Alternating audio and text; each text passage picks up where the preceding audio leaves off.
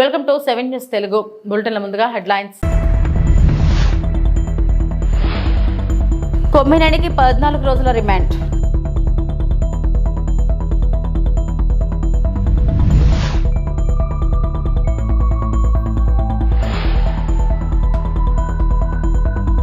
బసవతారకం ఆసుపత్రిలో బాలకృష్ణ పుట్టినరోజు వేడుకలు.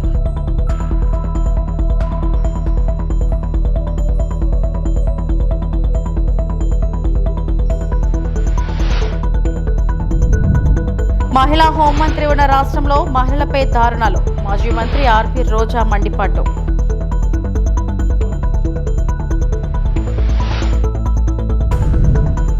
కేరళ తీరం వద్ద సింగపూర్ నౌకలో పేలుడు.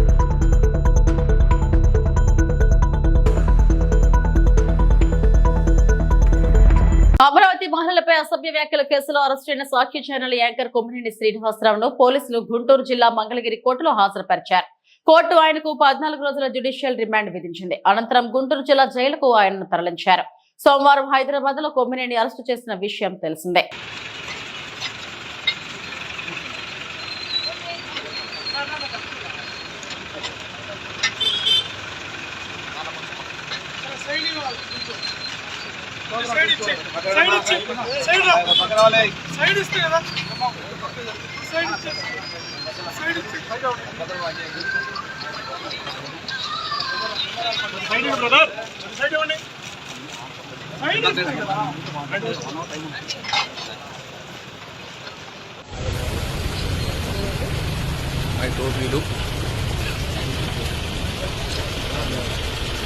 ప్రముఖ నటుడు హిందూపురం ఎమ్మెల్యే నందమూరి బాలకృష్ణ పుట్టినరోజు సందర్భంగా హైదరాబాద్ లోని బసవతారకం ఇండో అమెరికన్ క్యాన్సర్ ఆసుపత్రిలో ఘనంగా వేడుకలు నిర్వహించారు. ఆసుపత్రి సిబ్బంది చిన్నారుల సమక్షంలో బాలకృష్ణ కేక్ కట్ చేశారు. చిన్నారులకు ఈ సందర్భంగా ఆయన బహుమతులను అందజేశారు.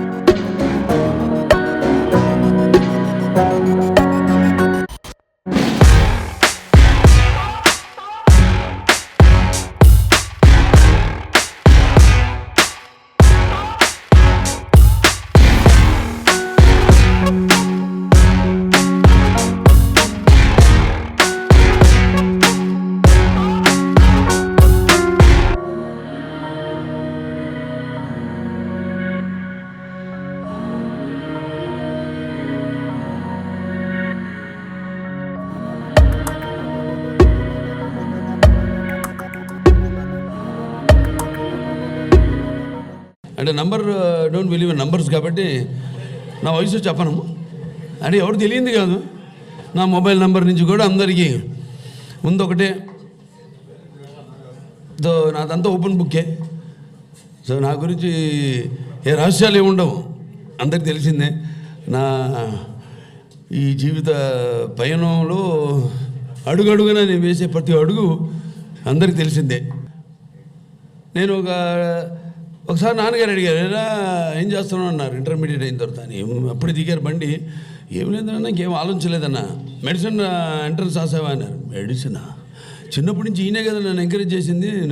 అందరితో మా బాల హీరో అవుతాడు అది దాన్ని. మరి మెడిసిన్ అంటారేంటి నాకు అర్థం కాలే కాసేపు. సరే ఇంత పెద్ద గైడు అంటే అప్లై చేయమన్నారు. అప్లై చేశా. ఏ రోజైతే ఎగ్జామ్ ఉందో ఆ రోజు పొద్దున్న వరకు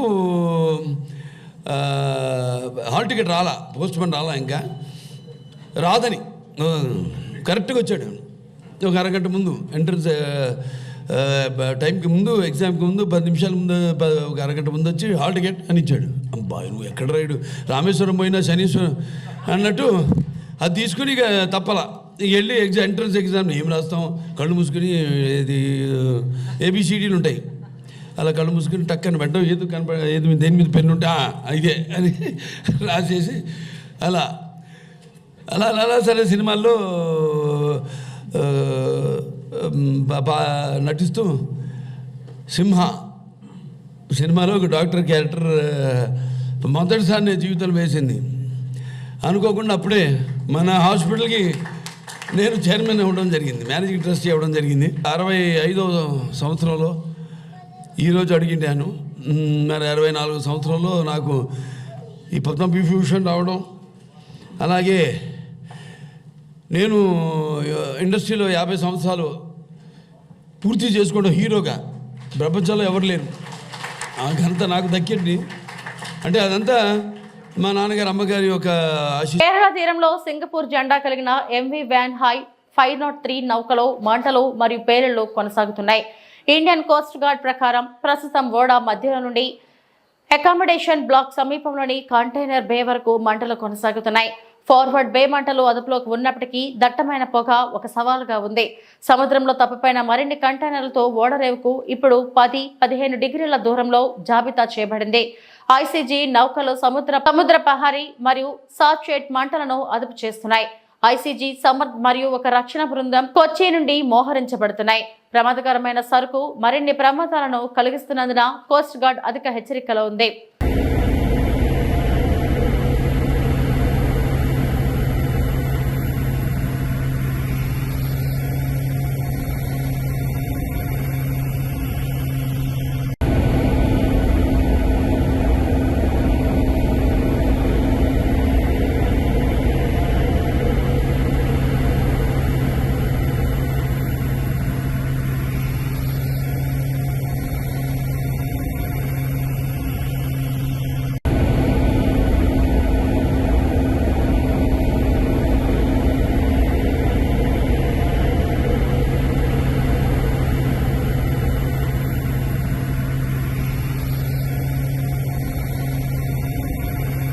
ఏలూరు జిల్లా పోలవరం అధికారులతో కలిసి పోలవరం ప్రాజెక్టు పనులను పరిశీలించిన మంత్రి నిమ్మల రామానాయుడు. పోలవరం ప్రాజెక్టు పనులను ఇప్పటికే క్షేత్రస్థాయిలో ముఖ్యమంత్రి చంద్రబాబు 3 సార్లు పరిశీలించారు. పోలవరం ప్రాజెక్టు పనులకు సంబంధించి షెడ్యూల్కు అనుగుణంగా జరుగుతున్నాయి. డీవాల్ పనులు శరవేగంగా జరుగుతున్నాయి. వర్షాకాలంలో కూడా పనులు చేసేలా బట్రస్ డ్యాం పనులు పూర్తి కావచ్చాయి. 2027 చివరి నాటికి పోలవరం ప్రాజెక్టు పనులు పూర్తి చేసేలా ప్రణాళికాబద్ధంగా పనులు చేస్తున్నాం. ఇప్పటికే పోలవరం హెడ్ వర్క్స్ 80% పైగా పూర్తయ్యాయి. పోలవరం పనులు వేగంగా జరుగుతుంటే ఓర్వలేకే అసత్య కథనాలు ప్రచారం చేస్తున్నారు. మీడియా సమక్షంలో ప్యానెల్ వెడల్పును 1.5 మీటర్లు ఉంది అంటూ కళ్లకు కొట్టొచ్చినట్లు కొలిచి చూపించిన బావర్ ప్రతినిధులు. డీవాల్ నిర్మాణంలో 1.5 మీటర్ల మందంతోనే నిర్మిస్తుంటే ప్రజలను తప్పుదో పట్టిస్తున్నారు. ప్రాజెక్టుల పనులను ప్రపంచంలోనే ఎక్స్పర్ట్ అయిన జర్మనీకి చెందిన బావర్ కంపెనీతో మేఘా పనులు చేయిస్తుంటే దుష్ప్రచారం చేస్తున్నారు. నాడు పోలవరం ప్రాజెక్ట్ మాకు అర్థం కాలేదు, ఎప్పటికి పూర్తవుతుందో చెప్పలేమన్నారు. నాటి వైసీపీ మంత్రులు వైసీపీ ప్రభుత్వం చేయలేనిది కూటమి ప్రభుత్వంలో చంద్రబాబు పోలవరం ప్రాజెక్టు పనులు వేగవంతం చేసి చూపిస్తున్నారు. పోలవరం ప్రాజెక్టు నిర్మాణంలో నాణ్యత విషయంలో రాజీ పడే ప్రసక్తే లేదు. రాష్ట్రానికి ఒక వరం, ఒక జీవనాడి అనే విషయం మీ అందరికీ తెలుసు.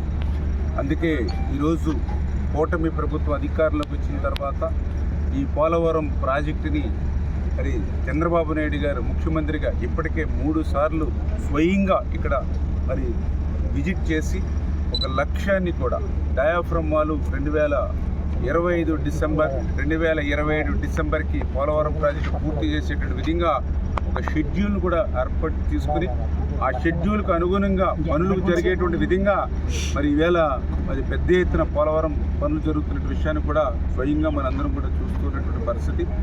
ఏదైతే ఆ షెడ్యూల్కు అనుగుణంగా ఈవేళ డయాఫ్రమ్ వాల్ ఏదైతే ఉందో మరి ఇప్పటికే దగ్గర 360 మీటర్లు మరి ఈవేళ డయాఫ్రమ్ వాల్ నిర్మాణం ఈ యొక్క కొద్ది కాలంలోనే మనం నిర్మాణం చేసుకోవడం, అదేవిధంగా ఏదైతే గ్యాప్ 1 ఏదైతే ఉందో మరి ఆ పనులు కూడా ఈరోజు ఈసీఆర్ఎఫ్ డ్యామ్ పనులు ప్రారంభించుకుని గ్యాప్ 1కి సంబంధించి ఈసీఆర్ఎఫ్ డ్యాము 2026 మార్చి కల్లా పూర్తి చేసేటువంటి లక్ష్యంగా పోలవరం పనులు పూర్తవుతుంటే మరి అక్కసుతోటి ఏదైతే ఈ పోలవరం పనులు పూర్తవుతూ ఉంటే చూడలేనటువంటి వారలేని తనంతో ఇలా వైఎస్ఆర్సీపీ పార్టీ కూడా ఈ పోలవరం మీద అవాకులు చవాకులు మాట్లాడుతున్నటువంటి పరిస్థితి మనందరం కూడా చూస్తున్నాం. అందులో పర్టికులర్గా ఏదైతే డయాఫ్రమ్ వాళ్ళకి సంబంధించి ఏదైతే డిజైన్స్కి మరి వ్యతిరేకంగా 0.9 మీటర్సే ప్యానల్ వేస్తున్నారని చెప్పి ఒక బ్యానర్ ఐటమ్స్ పెడుతూ ఉన్నారు వాళ్ళ అవినీతి పత్రికల్లో. ఇప్పుడే మీ మీడియా మిత్రులే మీరు చూస్తారు ఏదైతే వేసేటువంటి ప్యానల్ ఏదైతే డయాఫ్రమ్ ప్యానల్ ఏదైతే ఉందో మీకు ఆ బావర్ కంపెనీ వాళ్ళే చూపించారు 1.5 మీటర్స్ అని. అంటే ఈ డయాఫ్రమ్ వాళ్ళకి సంబంధించినటువంటి ఏ ప్యానల్ మందమైనా సరే 1.5 మీటర్స్కి 1 సెంటీమీటర్ కూడా తక్కువ ఉండదు. ఇది కళ్ళారా మనందరం కూడా చూస్తున్నటువంటి పరిస్థితి. అయితే 100 మీటర్స్ డెప్త్కి మరి ఆ యొక్క ప్యానల్ వెళ్ళేటప్పుడు క్రిందిలో రాక్ తగిలిన చోట ఎక్కడైనా లాస్ట్ 2 మీటర్స్ 3 మీటర్స్ దగ్గర ఎక్కడైనా 0.3 m మరి ఏదైనా వాలు కొంచెం తప్పుకుంటుంది తప్ప అంతకు మించి ఆ 1.5 మీటర్స్ మాత్రం ఖచ్చితంగా దాని మందం ఉంటుంది. అటు 0.3 మళ్ళీ దానికి రివర్స్లో ప్యానల్ దిగినప్పుడు రెండో వైపున కూడా 0.3 మ్యాక్సిమం డిఫరెన్స్ వస్తుంది. అది పశ్చిమ గోదావరి జిల్లా నర్సాపురం నియోజకవర్గంలోని జనసేన పార్టీ కార్యాలయంలో నిర్వహించిన సమావేశంలో ముఖ్య అతిథులుగా ప్రభుత్వ విప్ నర్సాపురం శాసనసభ్యులు నాయకర్, తెలుగుదేశం పార్టీ ఇన్ఛార్జ్ పొత్తూరి రామరాజు, జిల్లా సహాయ సంఘాల అధ్యక్షులు మైలా వసంతరావు, మత్స్యకార సహాయ సంఘాల ఆప్కా చైర్మన్ కోళ్లు పెద్దిరాజు తదితరులు పాల్గొన్నారు. నర్సాపురంలో మత్స్యకార సహాయ సంఘాల అభివృద్ధిపై సమావేశం ఘనంగా నిర్వహించారు. ఈ సందర్భంగా శాసనసభ్యులు నాయకర్ మాట్లాడుతూ మత్స్యకార సహాయ సంఘాల అభివృద్ధి చెందే విధంగా కృషి చేస్తారని ఆయన అన్నారు. రాష్ట్రంలోని 900 కిలోమీటర్లు మత్స్యకారుల కుటుంబాల వేటపైన ఆధారపడి ఉండడం జరిగిందన్నారు. మత్స్యకారుల సంఘాలకు సబ్సిడీ లోను వినియోగించుకునే విధంగా ఉండాలన్నారు. గత ప్రభుత్వంలోని మత్స్యకార కుటుంబాలకు ఎక్కడా కూడా ఆదుకునే పరిస్థితి లేదన్నారు. టీడీపీ ఇన్ఛార్జ్ రామరాజు మాట్లాడుతూ మత్స్యకార రంగంలో ప్రగతి సాధించడానికి ముఖ్యమైన నిర్ణయాలు కూటమి ప్రభుత్వం తీసుకుంటుందన్నారు. ఈ సహాయ సంఘాలను మరింత బలోపేతం చేయడంపై అవగాహన సదస్సు ఎంతగానో ఉపయోగపడుతుందన్నారు. కార్యక్రమంలో మత్స్యకారుల సంక్షేమ సంఘం నాయకులు పాల్గొన్నారు. కాకుండా ఒక విప్పుగా కూడా ఇవ్వడం జరిగింది. కార్పొరేషన్ చైర్మన్ ఉన్నారు వివిధ రకాలుగా కూడా నియోజకవర్గంలో. అదేవిధంగా ఏదైతే ఈ ఫిషర్మెన్ సొసైటీ ఉందో ఈ ఆఫ్తాబ్ ద్వారా మరి నూతనంగా ఈ ఎన్డీఏ కూటమి ద్వారా మరి స్థానిక తెలుగుదేశం పార్టీ నాయకులు, సీనియర్ నాయకులు మరి కొల్లు పెద్దిరాజు గారిని రాష్ట్ర చైర్మన్గా అవకాశం కల్పించినటువంటి గౌరవ ముఖ్యమంత్రి చంద్రబాబు నాయుడు గారు, పవన్ కళ్యాణ్ గారికి కూడా మన నియోజకవర్గ ప్రజలందరి తరఫున కూడా నేను అభినందన తెలియజేస్తున్నాను. నేను నియోజకవర్గ ఫిషర్మెన్ సొసైటీ సభ్యులందరికీ కూడా నేను మీ అందరికి కూడా నేను అభినందన తెలియజేస్తున్నాను. నేను మీ అందరి సహకారంతో ఏదైతే మన జరిగిన ఎలక్షన్స్లో కూడా ఒక మంచి మెజార్టీని మీరు అందరూ కూడా కల్పించారు. మీ అందరికీ కూడా నేను ఎప్పుడూ కూడా రుణపడి నియోజకవర్గానికి అన్ని రకాలుగా కూడా అభివృద్ధి దిశగా ముందుకు వెళ్ళే విధంగానే నా ప్రయాణం ఉంటుందని చెప్పి సందర్భంగా మిమ్మల్ని అందరికీ మీకు తెలియజేయడం జరుగుతుంది. నేను కూడా ఒక అగ్నికుల క్షత్రియ సామాజిక వర్గానికి వ్యక్తి. నేను అంటే ఈ నర్సాపురం అనేది ఈస్ట్ వెస్ట్ గోదావరి కొన్ని ఏరియాలో ఒక అగ్నికుల క్షత్రియులుగా మనం ఉంటున్నాం. అంటే ఏదైతే మత్స్యకార సంఘాలు ఉన్నాయో దాదాపు 14-15 ఉపకులాలు ఉన్నాయి దీంట్లో. అంటే రాష్ట్ర ప్రభుత్వం కానీ కేంద్ర ప్రభుత్వం కానీ ఏదైతే ఈ 14-15 ఉపకులాలు ఉన్నాయో ప్రభుత్వం ద్వారా ఏ పథకాలు వచ్చినా సరే, ఏ స్కీమ్స్ ఏర్పాటు చేసినా ఒక మత్స్యకారులుగా భావించి ఈ పథకాలన్నింటిలో కూడా రాష్ట్ర వ్యాప్తంగా ఉన్నటువంటి దాదాపు 974 కిలోమీటర్ల సుదీర్ఘ తీర ప్రాంతంలో ఉన్నటువంటి మత్స్యకార సోదరులందరికీ కూడా అందే విధంగా మరి ఎన్డీఏ ప్రభుత్వం కానీ ప్రత్యేకంగా మోడీ గారు కూడా, కేంద్ర ప్రభుత్వం మోడీ గారు కూడా ప్రతి సందర్భంలోనూ ఏదైతే మత్స్యకారుల కోసం ఈ ప్రభుత్వం పూర్తిగా పనిచేస్తుందని చెప్పి మనం ఈ సందర్భంగా మాట్లాడుకోవాల్సిన అవసరం ఉంది. కేంద్రం నుంచి మోడీ గారు వివిధ రకాలైన పథకాలు ఇవాళ డిపార్ట్మెంట్ చెప్పిన అన్నీ కూడా పిఎంఎంఎస్వై ద్వారా ఏదైతే ప్రధానమంత్రి మత్స్య సంపద యోజన ద్వారా వచ్చే పథకాలు కూడా కొంత కేంద్ర ప్రభుత్వం ఇస్తే దాంట్లో కొంత భాగం రాష్ట్ర ప్రభుత్వం ఇచ్చే విధంగా ప్రతిదీ కూడా ప్రతి స్కీము కూడా మత్స్యకార సోదరులకు అందే విధంగానే ఈ స్కీమ్స్ ప్రతి గవర్నమెంట్లో కూడా ఎందుకు చెప్తున్నానంటే మోడీ గారి ప్రభుత్వం బీజేపీ ప్రభుత్వం ఎప్పుడు వచ్చినా సరే మత్స్యకారులకు పెద్దపీట వేస్తుంది. అదేవిధంగా గౌరవ ముఖ్యమంత్రి చంద్రబాబు నాయుడు గారు గతంలో ముఖ్యమంత్రిగా ఉన్నప్పుడు కూడా ఆయన గతంలో కూడా మనకు 3 సార్లు ముఖ్యమంత్రిగా చేశారు తెలుగు రాష్ట్రాలకి. మరి ఆ రోజున కూడా ప్రత్యేకంగా మత్స్యకార సోదరులు ఏదైతే ఉన్నారో వారందరికీ కూడా మరి ఆయన ముందుకెళ్ళిన సందర్భం మనం కూడా మాట్లాడుకోవాల్సిన అవసరం ఉంది. ఈ సంవత్సరం జూన్ 21వ తేదీన జరగనున్న 11వ అంతర్జాతీయ యోగా దినోత్సవం సందర్భంగా మన దేశ ప్రధాని శ్రీ నరేంద్ర మోడీ సమక్షంలో విశాఖ వేదికగా ప్రపంచమంతా తెలిసేలా ఎడ్యుకేషన్ డిపార్ట్మెంట్ నుండి సుమారు 2,50,000 మంది ప్రజలతో కామన్ యోగా ప్రోటోకాల్ నిర్వహించడం జరుగుతుందని, ఈ ప్రోగ్రామ్ కి మన విశాఖపట్నం జిల్లాలో ఉన్న college students, upper primary students అందరూ తప్పనిసరిగా ఇచ్చిన లింక్ ద్వారా యోగాంధ్ర రిజిస్ట్రేషన్ చేయించుకొని జూన్ 21వ తేదీన బీచ్ రోడ్లని ఏర్పాటు చేసిన కంపార్ట్మెంట్ లో కామన్ యోగా ప్రోటోకాల్ కార్యక్రమంలో పాల్గొనాలని విశాఖపట్నం జిల్లా కలెక్టర్ మరియు education secretary Andhra university seminar hall లో జరిగిన మీటింగ్ లో చెప్పడం జరిగింది. NCC volunteers. Secondly, NSS volunteers. NSS volunteers also are there in the schools, so in the colleges, so they can also be enrolled. దానికి గురించి ఈ రోజు AU NSS కోఆర్డినేటర్ తో మాట్లాడడం జరిగింది. సో వాళ్ళు కూడా తీసుకోవడం జరుగుతుంది. వీళ్ళతో పాటు వైజాగ్ వాలంటీర్స్ అని ఎప్పుడు కూడా వివిధ కార్యక్రమాల్లో పార్టిసిపేట్ చేస్తే ఈ స్వచ్ఛంద సంస్థ నుంచి కూడా మనం వాలంటీర్స్ తీసుకున్నాం. దే వర్క్ డ్యూరింగ్ చంద్రనోత్సవం, they work during navy marathon. So వాళ్ళు కూడా ఎన్రోల్ చేయడం జరుగుతుంది. వాళ్ళు రిజిస్ట్రేషన్ ముందుగానే వాళ్ళ పేరుతో రిజిస్ట్రేషన్ చేయడం జరుగుతుంది. So registration process is done primarily to know who are these people and they also needs to be trained. Volunteers just అక్కడ వెళ్ళి నిలబడడం కాదు, వాళ్ళకి వాళ్ళ యొక్క బాధ్యత ఏంటి, what is that the volunteer needs to do, step by step they have to be taught. So we will do virtual training, 1-2 rounds, minimum 2 rounds of virtual training and 1 round of physical training we are planning. Physical training will also happen in the AU engineering block. అక్కడ ముందుగానే మనము షామియానా వేయడం జరుగుతుంది, దాంట్లో training ఇవ్వడం జరుగుతుంది. ముందు రోజు వాళ్ళందరికీ శిక్షణ ఇంకొకసారి చెప్పి అక్కడ నుంచి బస్సెస్ ద్వారా వాళ్ళ కంపార్ట్మెంట్ లో డిప్లాయ్ చేయడం జరుగుతుంది. It's more like NCC camp and NSS camp where people come, they attend the briefing, take dinner and start the previous night and get deployed along with the police people who also are going to be deployed. So policemen, minimum 4 people will be there. నంద్యాలలో ప్రముఖ నటుడు మంచు మనోజ్ సందడి చేశారు. సతీమణి మౌనికతో కలిసి మూల పెద్దమ్మ అమ్మవారి జాతరకు హాజరయ్యారు. అమ్మవారిని దర్శించుకుని ప్రత్యేక పూజలు చేశారు. వారిని చూసేందుకు భారీగా అభిమానులు తరలివచ్చారు. వారికి మనోజ్ దంపతులు ఆత్మీయంగా అభివాదం చేశారు.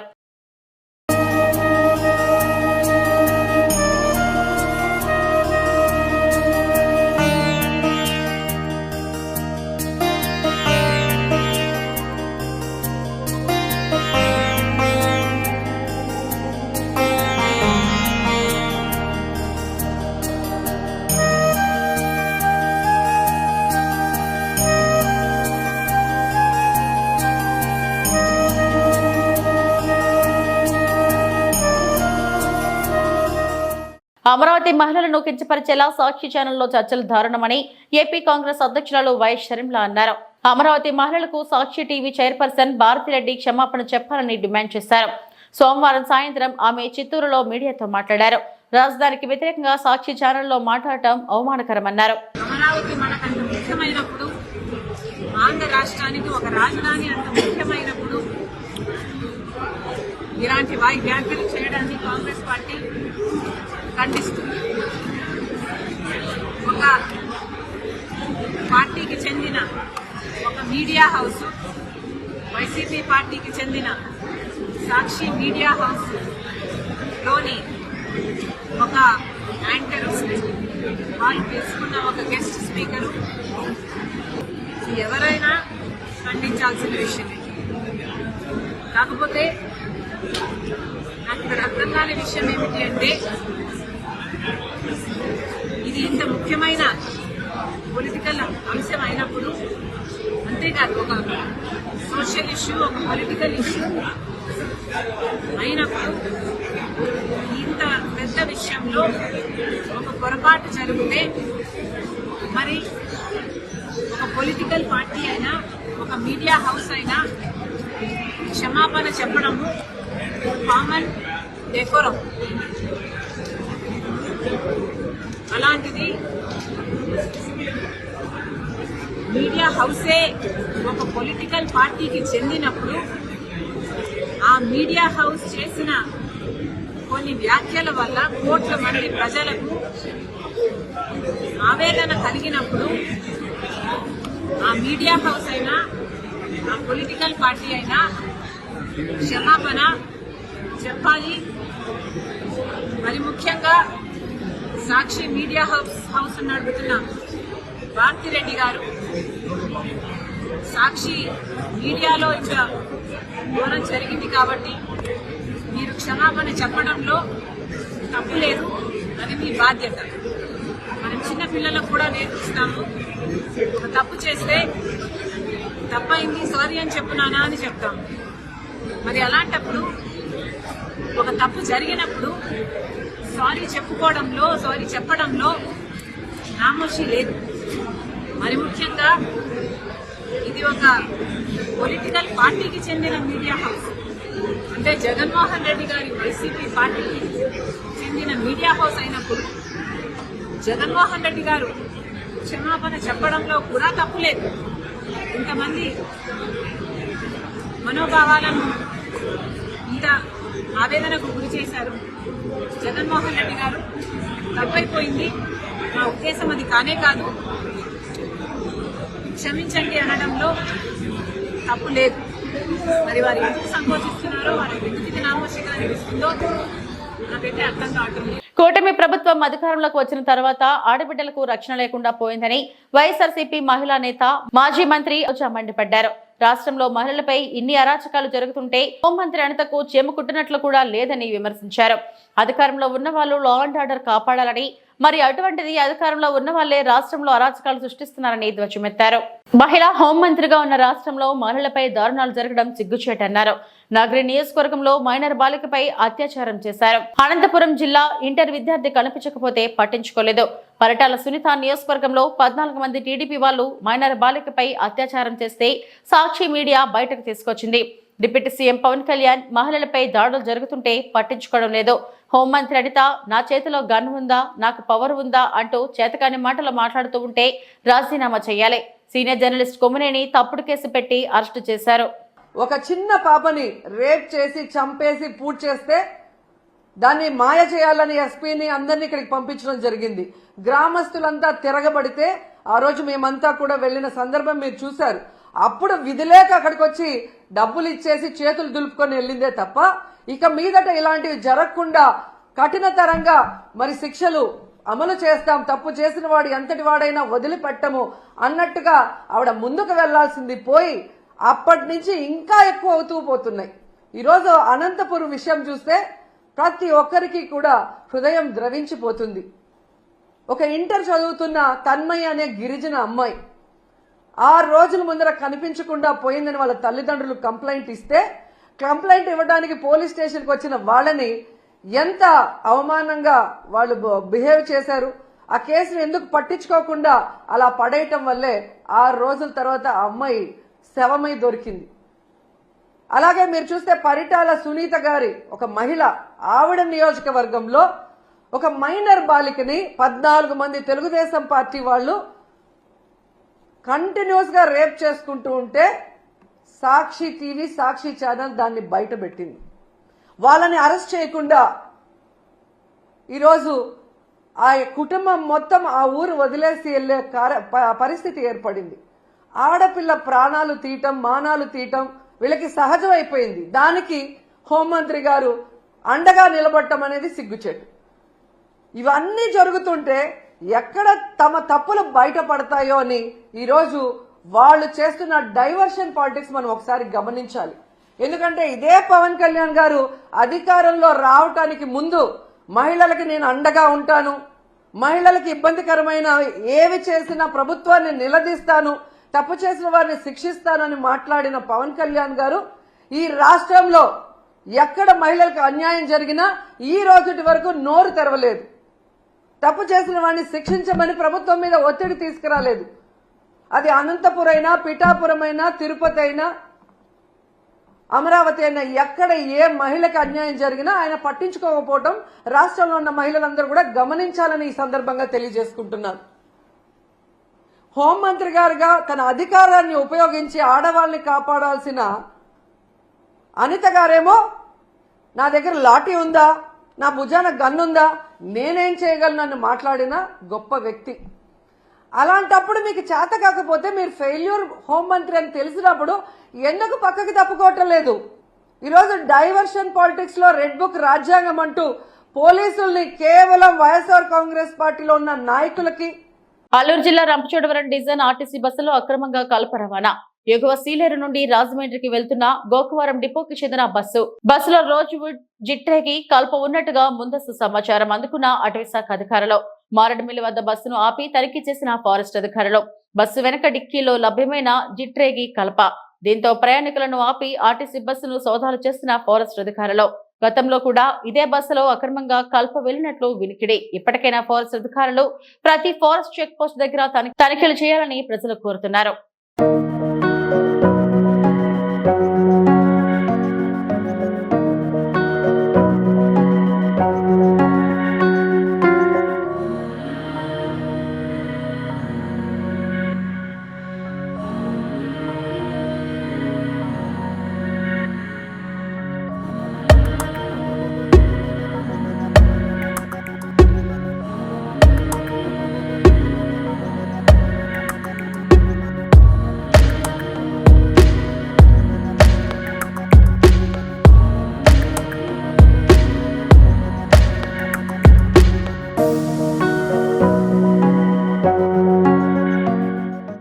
ఇవి ఇప్పటివరకు నా బులెటిన్ అప్డేట్స్. నమస్తే.